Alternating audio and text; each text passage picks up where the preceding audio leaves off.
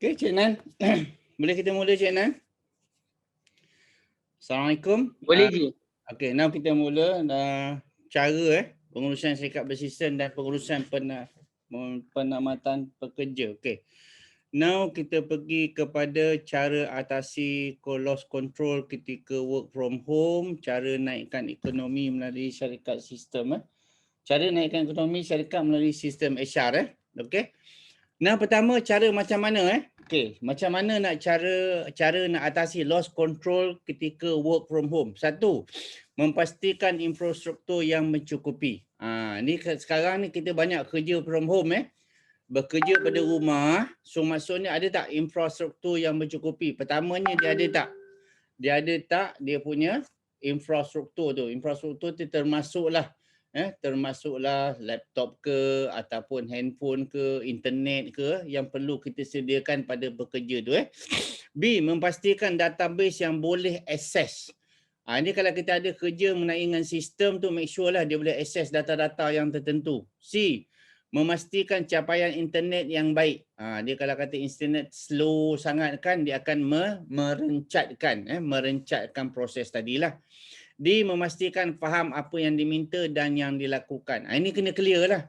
Jangan kita minta dia buat something lain yang dia buat. Maksudnya apa yang kita minta dia buat tu dia faham lah, dia boleh lakukan. E, memastikan report dan data dihantar. Maksudnya kemas kini lah, report-report yang dihantar tu maksud dia kena hantar on time. Ada juga saya ditanyakan macam mana nak monitor bekerja dari rumah. Saya tak dapat nak memberikan jawapan pasti pasal apa, lain syarikat lain cara dia. Lain syarikat lain cara dia untuk dia mengawasi pekerja yang bekerja dari rumah. Tapi dia punya konsep very straightforward. Konsep dia jelas, maksudnya setiap arahan tu kena bertulis lah. Jangan ada arahan yang tidak bertulis. Kalau kena bekerja pada rumah, dia kena clear apa tugas, apa tanggungjawab dia. Apa skop dia. Sebelum dibenarkan bekerja pada rumah tu dah tentu ada skop dia. Apa tugasan dia, apa yang dia perlu buat dan apa yang dia perlu sampaikan. Pasal apa bekerja pada rumah ni orang kata dah jadi new order, norm baru. Bila jadi order baru, norm baru, perkara ni baru pada kita. So bila kita kata macam mana nak atasi loss control. Loss control out of control ataupun out of radar. Sebab tu kadang-kadang kita tengok dalam sistem sama ada dia ada ataupun tidak dalam sistem tu. Maksudnya dia on ataupun tidak. Because setengahnya kalau kita masuk dalam Google meeting ke apa, perlu 8 jam on sepanjang hari. So dia kena on dalam sistem. Maksud dia on dalam sistem tu sendiri. Sebab tu kalau bila kita berserta ni kita boleh bekerja from anywhere. As long kita ada capaian internet, kita boleh bekerja. Tetapi kita perlu ingatlah, bila kita nak bekerja dengan capaian internet, data tu kita kena access. Data kita kena access, whatever report kita kena access. Balik semula pada asal tadi, macam mana kita nak monitor apa yang kita minta ataupun apa yang pekerja tu perlu submit ataupun sampaikan. Itu yang penting. Jadi macam mana nak atasi loss control ni, terpulang pada majikan maksudnya kita yang menentukan dan juga HR semua membantu. Pasal apa? Yang nak memantau pekerja ketua jabatan bukan HR. Ingat macam saya mention tadi, semua pengurus adalah pengurus sumber manusia. Bukan HR yang nak memantau pekerja. Jangan salahkan HR kalau pekerja tak buat kerja. Yang menjaga pekerja adalah ketua jabatan. Sebab very simple, prestasi jabatan bukan diukur oleh HR. Prestasi jabatan diukur oleh ketua jabatan. So kalau kata ketua jabatan tak dapat nak mengawal pekerja dia, jangan salahkan HR. Saya tak setuju. Pasal apa? Pekerja tu report pada dia, bukan report pada HR. Kalau katalah dia bahagian pentadbiran, yang menjaga pentadbiran, ketua pentadbiran lah. Kalau yang menjaga sale, ketua sale. Ketua jabatan sale yang menjaga, bukan HR. HR cuma mengeluarkan polisi macam mana cara dia. Yang memantau adalah ketua jabatan. Sama ada berprestasi ataupun tidak ketua jabatan. So kalau kata nak cari cara atasi loss control, make sure dia orang kata ada connection internet, data dia boleh access. pastikan database yang dia boleh akses. Kalau kita perlu kerja tapi database tak boleh akses, kalau sistem tak boleh, so macam mana kita nak buat kerja? Agak sukar dan mungkin kata impossible lah. Ada setengahnya memang kita tak boleh pun buat kerja dari rumah. Tapi sekarang alhamdulillah kita dah boleh keluar, kita dah boleh datang ke tempat kerja lah. Okey, yang kedua, naikkan ekonomi melalui sistem HR. Satu, kawalan kos.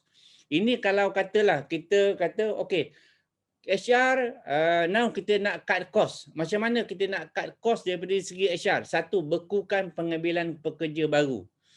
Pasal apa kita hari pagi ni kata cara naikkan ekonomi syarikat melalui sistem HR, dan saya ambil juga macam mana nak manage the cost dekat HR department.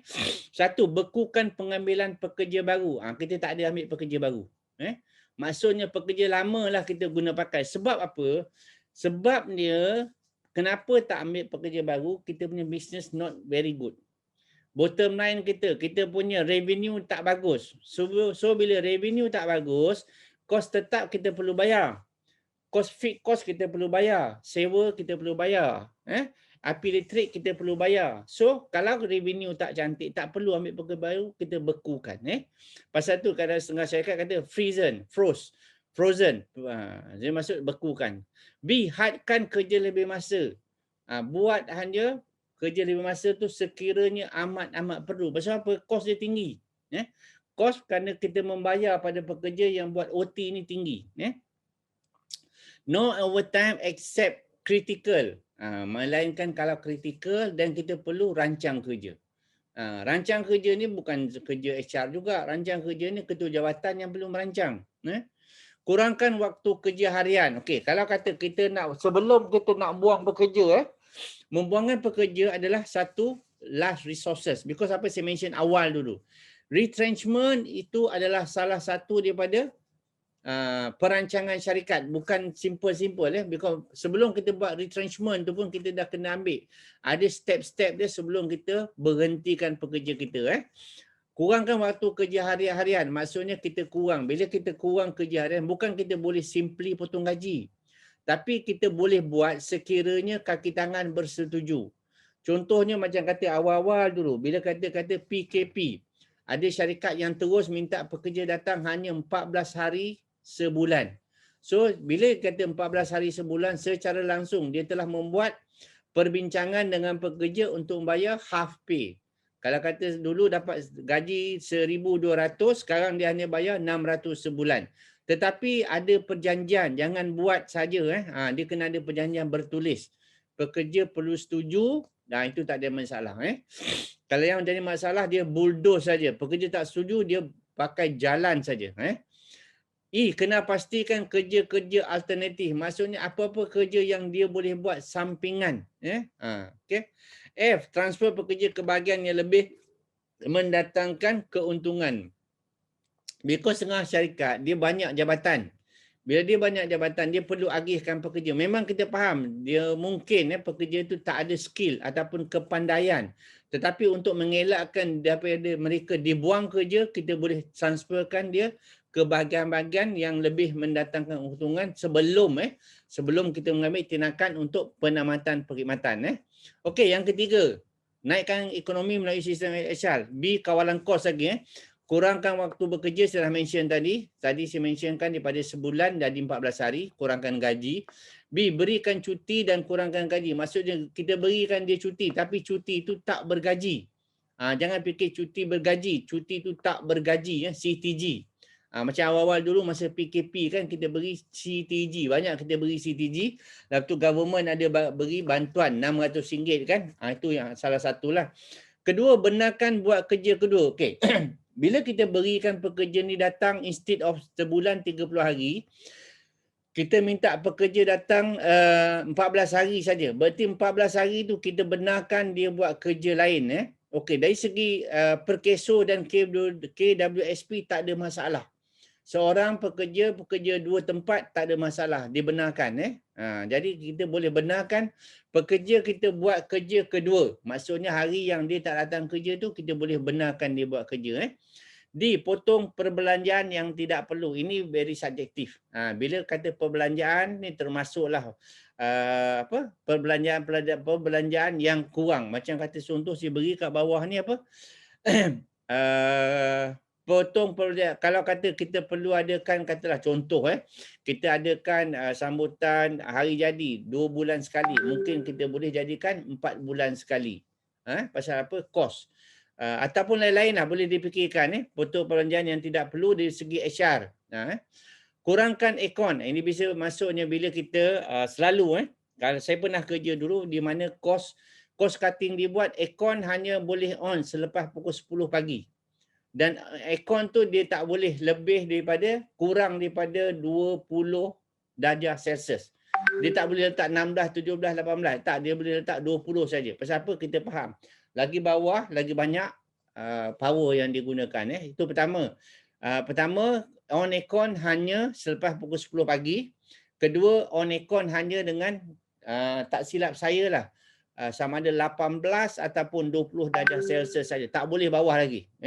Itu ada dua cara, nampak? Mengenai aircon saja. Begitu juga bahagian elektrik. Dulu kita ada mention last person to switch off elektrik. Termasuklah dalam tanda apa semua kan. Tetapi sekarang ni kita ada lampu pintar. Lampu pintar maksudnya kalau kita masuk ada sensor, dia akan hidup sendirilah. Kalau tak ada siapa, dia akan malap. Dia tak mati, dia malap saja. Ini termasuk juga kalau kata syarikat. Because apa? Bila syarikat besar, walaupun seorang pekerja, kita perlu onkan aircon untuk seluruh tingkat tu. Jadi itulah penting. Fotokopi urgent only. Satu fotokopi ni mahal. Kalau kata sekarang ni, tak ramai syarikat yang beli fotokopi. Dia list. Bila dia list fotokopi ni, dia akan charge pada syarikat tu bergantung kepada number of salinan yang dibuat. Lepas tu salinan tu berbeza dari segi color dengan black and white. Kalau color tak silap saya 50 sen untuk satu salinan. So kalau black and white 10 sen. So kalau kita macam ni, kita hadkan. Selain daripada selain daripada tidak membenarkan fotokopi personal matter. Setengah syarikat dia buat tracking. Jangan tak tahu. Setengah syarikat besar, dia akan buat tracking. Siapa yang fotokopi banyak. Pasal apa? This is cost. Yang ketiga, kalau dulu biasa kita beli surat khabar. Sekarang ni surat khabar dah semua ada online. Then potong allowance yang tak perlu. Whatever yang allowance yang tak perlu tu boleh potong, kita potong. Bergantung pada syarikat. Potong kerajaan dan tiada celebration. Selalu kalau dulu kita selalu sangat dengar annual dinner lah. Satu lagi kadang-kadang kita tak berapa setuju, latihan. Latihan pun kadang ada latihan yang potong. Kecuali yang kritikal lah. Okey, 3B juga potong peruntukan untuk pantry dan sanitary. Maksudnya kalau kata pantry dulu, tapi benda ni subjektif lah. Ada setengah-setengah syarikat pantry ni dia keluarkan daripada kaki tangan sendiri. Kaki tangan sendiri bawa memberikan peruntukan lah. Maksudnya mereka sama-sama menabung dan digunakan untuk beri barang-barang di pantry. Tapi sanitary ni kita dapat elakkan untuk toilet semua kena jaga cleanliness lah. Ini adalah orang kata salah satu macam mana. Normally bila kita kata HR ni, HR pun akan contribute dalam orang kata cost cutting punya exercise. Bila cost cutting exercise dia banyak. Antara yang saya tak tulis kat sini sebagai contoh pembelian alat tulis pejabat. Alat tulis pejabat ni setengah syarikat dia kontrol betul nak ambil ballpen berapa, dia akan kontrol, dia akan tulis paper berapa, term everything lah. As long under alat tulis stationery dia kontrol, nak ambil file semualah. Itu pertama. Yang kedua kita boleh buat apa? Centralized purchasing. Pun kita buat. Because apa? Bila kita ada centralized purchasing ni, normally kita akan dapat harga yang baik, competitive price, because kita telah membuat comparison. Macam saya dulu pernah buat comparison study, kita panggil 3-4 company dan kita minta dia hantar quotation. Lepas dia hantar quotation, dia akan berikan harga yang terbaik lah. Tapi kita perlu ada kontrak dengan syarikat ni, mungkin setahun untuk kita membeli dengan mereka. So mereka dapat harga, tentukan harga yang mereka akan offer pada kita. Ini selalunya jatuh bawah mana? Bawah account ataupun admin. Account akan tengok central purchasing. Ini kalau syarikat besar memang satu praktis yang mesti buat. Maksudnya dia tak adalah simply dia beli mana-mana kedai. Macam sekarang kita faham, macam kata setengah shopping mall ataupun company macam kata macam Tesco, Giant, dia ada bahagian-bahagian yang kita boleh order dan dia akan deliver free FOC untuk delivery sekiranya kita membeli up to certain amount. So kita gunakan kemudahan ini. Satu, yang kedua, walaupun stationery ni mudah, kita galakkan, kita buat polisi jangan beli stationery hari-hari. Beli stationery sebulan sekali. Kenapa? Bila nak pergi beli stationery tu masa. Bayangkan kalau kata satu bulan 5-6 kali beli stationery, berapa jam masa habis? Pertama, yang keduanya kita beli tu kadang-kadang sepatutnya kita beli stationery, tetapi kerana masuk mall kita akan pusing mata kata. Jadi masa tu terhabis macam tu saja. Ni stationery, because stationery ni pun jadi satu barang yang kita boleh kontrol, kawal. Okey, yang ketiga, naikkan ekonomi melalui sistem HR. C, perbaiki proses kerja. Ini lagi kritikal. Tadi kita kata straight pada cost yang kita nampak. Tapi yang ni macam kita tak nampak tapi penting. Satu, tingkatkan produktiviti. Maksudnya kita adakan KPI. Bila bekerja, masuk kerja, gunakan 8 jam tu untuk bekerja. Ada saya dapat macam ni. Ada kita dapati setengah pekerja ni bila masuk kerja, dia sibuk dengan gadget handphone dia, sibuk dengan FB dia. Sedangkan itu adalah personal matter. Macam mana kita nak kawal? Because setengah syarikat, kalau kata dalam factory, handphone terus tak boleh bawa masuk dalam factory. Handphone terus tak dibenarkan masuk ke dalam kawasan kerja. Dia kena masukkan dalam loker. Dan kalau kata dia didapati ada handphone, boleh terus ditamatkan perkhidmatan. Sebab dia macam kata yang saya mention ni, dia bahagian production. Bila bahagian production, dia duduk dalam conveyor belt ataupun kerja yang bersusun. Dia step-step. Kalau kata dia gagal nak buat benda tu, bayangkan kalau kata bahagian dia kena letak button on and off. Kerana sibuk main handphone, dia tak letak button and off. Lepas tu dia akan pergi kepada workstation yang seterusnya. Bayangkan kalau benda tu jadi, berarti barang tu tak siap. Kerana tu handphone tak dibenarkan. Kita syarikat pun sebenarnya boleh mengadakan no handphone during office hour. Tetapi sebab apa? Bila sibuk sangat dengan personal gadget, dia akan melalaikan pekerja. Pasal tu kita kata tingkatkan produktiviti. Itu yang pertama. Yang kedua, B, review proses yang tidak penting. Ini kita kena tengok. Review proses yang tempoh jadi pendek, jimat masa, kurangkan kos. Kalau kata kerja tu perlu sampai 3-4 layer, kita tengok balik, kita review balik. Dan review SOP, Standard Operating Procedure, kita review. Because apa? Kalau kita manage, kita mampu untuk kata improvekan dia punya proses kerja tu, kita akan dapat meningkatkan produktiviti. Okey. D, keluarkan produk yang tinggi margin keuntungan. Ini kena fikirlah macam mana. Itu bukan memang kita kata bukan setakat HR punya kerja, tapi orang kata itu pengurusan pejabat juga, pengurusan syarikat juga. Macam mana nak cari produk yang kos dia rendah tapi margin dia tinggi. Ini bergantung kepada, dan kita tengoklah macam mana sales strategi, macam mana kita punya marketing strategi kita. Tu D. E, stok adalah wang. Jual dan kurangkan stok. Kadang-kadang kita terlepas pandang. Kita terlepas pandang. Sebentar. Saya rasa saya dah share ni. Nan, ada kata mention slide tak bertukar ke Nan? Betul ke? Betul. Dah tukar ni? Okey dah. Yang bahagian D yang keluar produk yang tinggi dengan margin keuntungan. Okey, yang ni slide nombor 7 dah lepas Nah, slide nombor 8. Ni sekarang nombor 3, naikkan ekonomi melalui sistem HR. Okey. Page 8 Okey.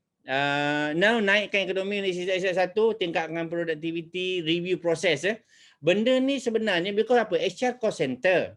Cost center HR tak ada jual beli barang. Kita kena ingat, HR tak ada jual beli barang, dia bukan revenue center ataupun bukan profit center. Jadi dia banyak bekerja melalui masa proses. Jadi kena tengok apa yang dia punya contribution. Contoh satu macam review SOP dia. Kalau kata orang nak minta cuti, tak perlulah panjang-panjang, ada 3-4 level. Okey, itu C. D, keluarkan produk yang tinggi margin, keuntungan. E, stok adalah wang. Kita tengok sistem HR, kalau kita tengok stok adalah wang. So kalau stok banyak, kita kena kurangkan stok, cara kita buat promotion. Clearkan stok, especially stok yang dah nak habis tempoh. Jangan stok yang nak habis tempoh tu kita jual harga biasa. Dan nak habis tempoh normally kita akan kasih promotion pasal apa? Kita tak nak jual stok yang dah habis dia punya lifespan. So review office space. Ini memang terjadilah pasal apa? Bila banyak terjadi bila kita kata PKP ni bisnes tak jalan. Bila bisnes tak jalan, kita ada pekerja yang kita tamatkan perkhidmatan. Bila jadi macam ni, office kita tentu daripada besar jadi kecil lah. So maksudnya kalau dulu kita boleh negotiate, kita boleh bincang dengan owner, landlord yang kita boleh kurangkan kos-kos, untuk pekerja kita. Pasal apa? Space dah tambah kurang. Bila space kurang, berarti kita tak perlu sewa office yang besar. Okey, itu 3C. Okey, 3C juga naikkan ekonomi melalui sistem HR.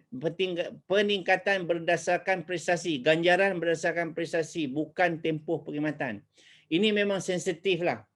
Kadang-kadang orang tanya, saya dah kerja 10 tahun tapi tak juga dinaikkan pangkat. Kita kena faham, kenaikan pangkat bukan bergantung kepada servis, tapi bergantung pada prestasi. Bergantung kepada prestasi pekerja. Okey, B. 2A, ganjaran berdasarkan prestasi bukan tempoh perkhidmatan. B, mereka yang tidak berprestasi diperbaiki. Ini kalau kata staff ada yang tak kompeten. Pasal tu bila kita mention pasal training, kita mention bercakap pasal training, kita akan bercakap pasal personal trait dan juga pasal job related. Personal ni diri pekerja tu. Diri pekerja tu, satu lagi in term of cara dia nak buat ataupun job related, perkara yang berkaitan dengan tugasan dia. Kalau macam saya beri contoh macam yang lepas, kalau kata pembantu account tak pandai nak buat bank record, so kita kena hantar dia macam mana dia kena belajar macam mana nak buat bank record. Macam mana nak buat reconciliation. Tu kita kena ambil maklum yang kalau pekerja tak faham whatever tugas dia kena pergi training, kita perlu hantar. Sebab apa? Kalau kata dia buat benda tu yang tak menepati, dia bukan saja salah tetapi orang kata ada implikasi dia. Mereka tidak berprestasi diperbaiki. C, tiada kenaikan pangkat. Kenaikan pangkat ni kerana apa? Bertambah kerja. Satu, bertambah kerja. Bila tambah kerja, naikkan pangkat atau prestasi pekerja tu amat cemerlang lah. Okay. Dikurangkan kenaikan gaji ataupun bonus. Maksudnya peruntukan tu perlu dilihat lah. Kenaikan gaji mungkin percentage dia diturunkan. Bonus diberikan juga. Tapi mungkin dia punya, because bonus bergantung kepada budi bicara syarikat. Bila bergantung budi bicara syarikat, bonus, pembayaran bonus juga bergantung kepada prestasi pekerja. Latihan yang menjurus kepada work related. Kita berikan latihan yang menjurus untuk meningkatkan tahap efisiensi. Efisiensi ataupun keberkesanan orang tu melakukan kerja. Ini antara cara-cara macam mana orang kata kita nak naikkan ekonomi syarikat melalui sistem HR. Melalui sistem HR, kita pertama simple. HR ni bercakap mengenai prestasi. So kita kena pastikan pekerja yang kita lantik tu mempunyai kelayakan, pengalaman, pengetahuan yang mencukupi untuk dia melaksanakan tugas dia. Itu yang utama sekali. Kalau kita lantik pekerja yang tak berpengalaman, tak berkelayakan, apa akan jadi? Kerja tu tak siap, tak jadi. Bila kerja tak siap, tak jadi, dia tak akan mencapai tak akan mencapai matlamat syarikat. Itu dia punya base dia. Okey. Seterusnya naikkan lagi pengurangan pekerja, tiada pekerja asing. Because apa? Kita tahu pekerja ni, bila kita cakap pekerja asing, kos dia tinggi. Untuk kita ada seorang pekerja asing, untuk kita rekrut aja tak dapat 2-3 ribu seorang. Hingga sekarang tak silap saya mungkin mencapai hingga 5 ataupun 6 ribu. Sebab apa? Dia punya levy lagi yang kita kena perlu bayar daripada ejen dia. Selepas mereka masuk, kita perlu sediakan hostel untuk dia. Wajib kita sediakan untuk pekerja asing ni, sedangkan pekerja tempatan tak perlu. Sedang kalau kata kurangkan pekerja, skim VSS ataupun MSS, VSS voluntarily. MSS adalah mutual separation scheme. Maksudnya kita nak kurangkan pekerja, ataupun C macam mention awal tadi, cuti tanpa gaji. Because apa? Kerja tak ada. Bila kerja tak ada, kita tak mampu nak bayar. Tapi C, A, B, C ni memang kita akan banyak berkait rapat dengan JTK, Jabatan Tenaga Kerja. Okey, semua pekerja adalah pegawai pemasaran syarikat. Ini macam saya mention tadi, semua pekerja adalah duta syarikat. So kita sepatutnya kita gunakan peluang ni untuk pekerja itu. Satu, company profile, possible collaboration. Maksudnya dia boleh melihat kalau kata syarikat tu ada berpotensi untuk collaborate dengan syarikat lain, dia boleh buat proposal. Dua, product profile, promote dan sell. Kita kena tahu product profile tu apa benda produk dia. Kalau kata kita je syarikat yang menjual produk yang tertentu, pekerja kita pun boleh bantu untuk promote. Tapi kita kadang-kadang tak melihat perkara ni secara objektif. Satu product range, introduce and speak up. Apa barang yang kita jual tu? Apa barang produk yang kita ada? 4, commission dan insentif shall be broadened. So kalau kata pekerja kita dapat menjual barang-barang syarikat, kita pun perlu fikirlah macam mana nak memberikan imbuhan kepada pekerja. Jangan hanya memberikan imbuhan kepada salesperson sahaja. So kalau kata pekerja kita mampu untuk menjual barangan syarikat, so kita perlu memberikan insentif ataupun commission pada mereka. 1, improve product knowledge. Pasal apa? Kalau kita nak promote untuk staff kita jual barang kita, kena ada product knowledge. Product knowledge dia not that simple sebenarnya. Kalau especially macam kata barang-barang perubatan, barang-barang kecantikan, because setengah orang memang sensitif. Nak ambil produk-produk ataupun nak ambil medication yang dia tidak pasti. Customer service relation, kita faham customer relation mesti diperbaiki. FAQ. FAQ ni favorite ask question. Pasal apa? Favorite ask question ni sebenarnya syarikat perlu compile. Dia compilekan apa benda soalan-soalan yang kerap ditanyakan. Soalan-soalan yang selalu ditanyakan kepada syarikat. Ataupun bila kita ni klien akan bertanya soalan-soalan ni. 4, share FB and promotion. Lepas tu selalu kita syarikat kecil ni kita ada FB page. Share pada group, jangan share individual. Bila kita share pada group, kita faham bila kita share pada group tu lebih ramai dia punya audience daripada berbanding dengan individu. So kalau nak share in group, bukan share dalam personal. Itu yang seterusnya lah. Okey. Mengapa induksi? Okey.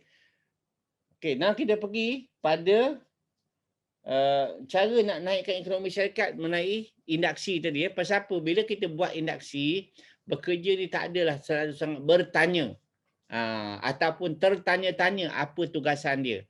So dia dah tahu dah apa surat lantikan dia, apa kontrak perkhidmatan dia, dalam dia punya DD ada ataupun jenis tugas, KPI dia ada, dan buat penilaian semasa percubaan, eliminate at early stage. Kalau kata dalam masa tempoh percubaan ni, kita tak buat penilaian yang sewajarnya, apa akan jadi pada pekerja tu? Kita ambil pekerja yang hanya bekerja. Maksudnya kita ambil pekerja yang tidak ataupun kurang berkualiti lah. So kita kena eliminate. Kita kena ambil tindakan di awal-awal lagi. Jangan tunggu last minute. Kenapa last kali penamatan tindak cermat adalah kos.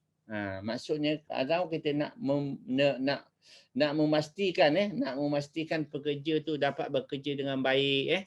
Lepas tu kalau kita betul-betul confident bekerja tu tidak boleh bekerja seterusnya, apa jadi? Kita perlu tamatkan khidmat pekerja tadi. Bila tak penamatan pekerja, perlu hati-hatilah. Pasal apa? Kalau kita salah buang pekerja cara tak betul, syarikat boleh didenda. Ini antara ni tindakan yang boleh diambil lah. antara tindakan yang boleh diambil dalam kita merangka cara kita menaikkan ekonomi ataupun cost management dalam bidang HR. Okey, mengapa perlu ada penilaian prestasi berjadual? Saya sentuh sikit pasal apa? Kita nak naikkan ekonomi nak naikkan ekonomi syarikat. Penilaian berdasarkan prestasi. Satu, dua, grading dan pengukuran yang uniform. Uniform ni maksudnya sama, sama, uniform, sama je. Mereka yang menyumbang diberikan ganjaran. Maksudnya kita perlu memberikan ganjaran pada mereka yang really perform. Empat, mereka yang gagal diberikan didikan. Jika masih gagal, kita perlu buat separation scheme. Maksud gagal ni, okey. Kalau kita kata ada pekerja dalam tempoh partian, kita panggil dia probationary period. Tapi kalau pekerja yang sudah disahkan jawatan, tetapi tiba-tiba dia punya prestasi tu merundum. Apa kita nak buat? Normally syarikat besar akan masukkan dia dalam job performance, performance improvement program. Program penilaian prestasi. Dia akan masukkan dalam program tu. Lepas dimasukkan, ada pegawai yang monitor dia. Yang menentukan pencapaian dia tu. Sama ada pencapaian dia dicapai ataupun tidak. Okey. Okey, lepas tu apa buat? Setiap kenaikan pangkat JD diubah dan tambah tugasan. Macam saya mention awal tadilah.